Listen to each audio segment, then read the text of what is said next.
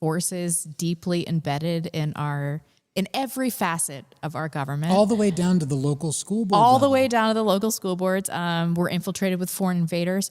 We're in an economic death spiral, which I think we're going to talk about next week. So every news story that we talk about, it somehow relates to this societal collapse. Like, what does this look like? So we've already seen this ideological fragmentation leading to looting, riots, murder. Let's pull up clip 7. Everybody remembers this Summer of Love footage. And it's just going to continue to get worse. I mean, people see stuff like this, and because we don't have a historical context in America, especially, we're like, this seems like an isolated event, or at least isolated to a certain time period. But as the money runs out, it is just going to get worse and worse. I did want to end this segment with some levity. Cameron sent me some, I don't think he meant for me to find these so funny, but these were very funny clips. Can we pull up 8? This is what happens when the money runs out. Hold on. Who say their children are going hungry tonight after their food stamps were suddenly cut off. Fox 5's Justin Gray is at the live desk with the story that is all new tonight on The Edge. Justin. Tom, state officials admit to me tonight that something went wrong down in Clayton County at the office that administers food stamps and Medicaid, but they're still not sure what. Parents tell me tonight they can't buy food without those food stamps. This food stamp card ain't got number 17 cents on it. Terry Clark says she stood in line for more than 6 hours at Clayton County's Human Services office because food stamp help for her 6 children unexpectedly ended. There's no telling my kids that we can't eat. I'm not taking no, because my babies don't deserve that. Nobody kids should go hungry down here in Georgia. State officials say this office was overwhelmed today, with dozens of families facing a similar problem. The food stamps just not there. Me and my kids, they haven't ate since this morning. And I was supposed to get my food stamps yesterday, and I didn't get nothing. So they was getting angry. They started banging on the windows. A state spokesperson tells me what happened here today was out of the ordinary, and it was unexpected. They're not well, sure shit. Stop putting your sandwich bread in the fridge. Maybe it'll last longer. 6 kids. Why? Clip 9. Event canceled after hundreds line up for Section 8 housing applications. Oh my goodness. Let's go. Your side is working to get answers for hundreds of people who were turned away today while trying to apply for Section 8 housing in Portsmouth. The one-day event to apply for housing vouchers abruptly ended this morning, leaving many angry. 10 on your side, Stephanie Harris has more from the newsroom. You know, people on the street told 10 on your side the event was canceled after a fight broke out. A police spokesperson told us they sent 40 officers out there. They lined up before the sun came up at the Salvation Army on Airline Boulevard. And as the temperature started to rise, so did some tempers. I was almost at the front of the line, and 2 ladies got to fighting. They've been pushing and arguing for a long time. Some of these people out here has been skipping line all day. Not only they've been skipping line all day, that they've been just out here picking fights. Police confirmed to 10 on your side several fights broke out, but officers arrested no one. EMS also came to help some people who were getting. A lot of these are old, like very, very old. Not, within the last 10 years. The next one is 30,000 people show up for public housing help in Atlanta. Welcome back to the Ed Show. And finally tonight, chaos erupted in Georgia today. These pictures show the desperate situation millions of Americans are facing. Over the past 3 days, 30,000 people showed up outside of Atlanta just to get an application for public housing. Today, an estimated 10,000 people stood in the lines for hours in 90-degree heat.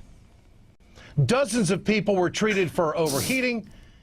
This is deep. This is deep in the Internet Archives. It is. These are some good clips. But this is going to give us a picture into what is going to happen. I mean, and is currently happening. We can't continue to fund these programs. It's not going to happen. I mean, look at everything that we talked about tonight.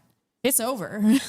We have to think about what's next, how to restart the cycle, restructure, as Cameron says. But in the meantime, we're going to have to deal with a lot of this stuff. Yeah. Some people are saying what blacks don't keep their food in the fridge. No, I was saying that blacks, they put their bread in the fridge. Did you know that? Like black people put their sandwich bread in the fridge. Why? I don't know. It's just like a black thing to do. I don't know. What happened to a bread box? Aren't you supposed to keep the bread in a bread box? You're supposed to keep it out. It lasts longer outside of the fridge. Yeah. Anyway, I was making a joke. Anyway.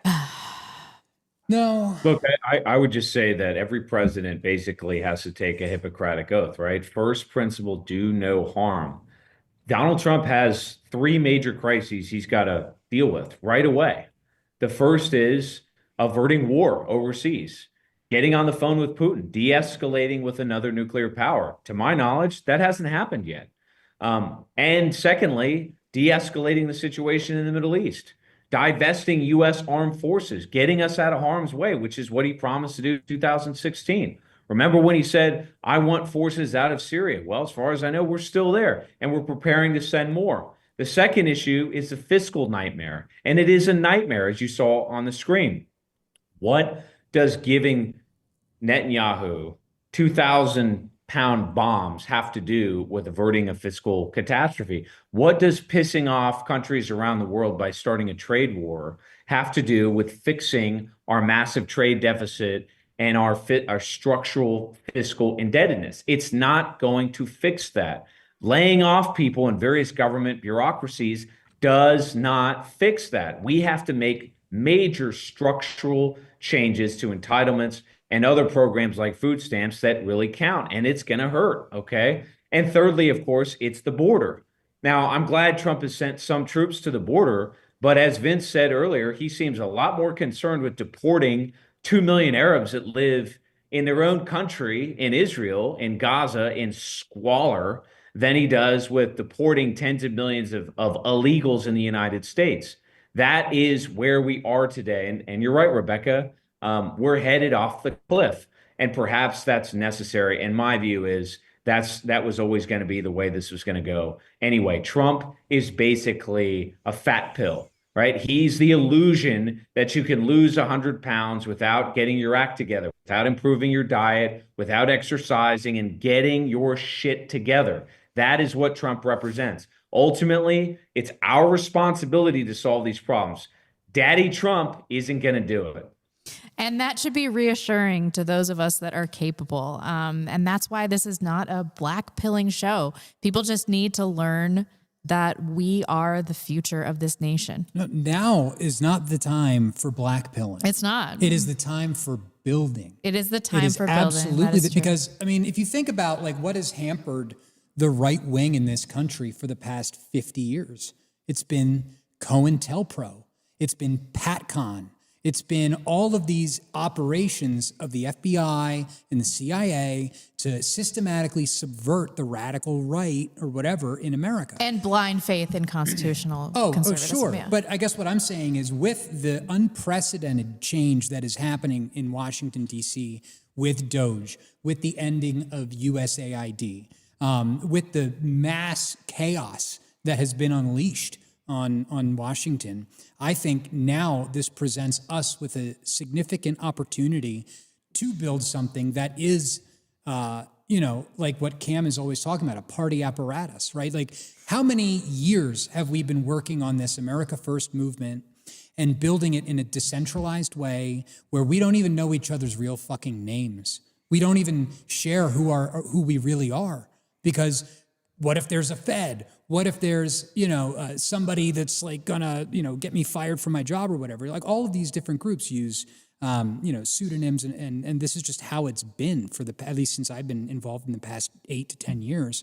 And so I think that there is a significant opportunity now to build something that is much more concrete. It's obviously got to start at the local level. You've got to find your tribe. And if you're in a place that looks like those videos, like Georgia or whatever, get out. Get the fuck out of there. Get out. Leave. Move to Idaho. Move to Montana. Move to a state or a place where people share your values, share your religion. Where you can trust your neighbor. Where you can trust your neighbor. I think secession's on the horizon. Yeah. Well, it could be. I mean, this idea of balkanization has been there. I don't know if I agree with that, right? This multipolar world order is clearly emerging. Alexander Dugin has been talking a lot about this for years. I don't necessarily agree with him. I'm not a Duginist. None of us here are. We're not paid by Russia. But if Russia would like to send us some super chats, I know, that's really. totally fine. You can do that online at thebacklash.net.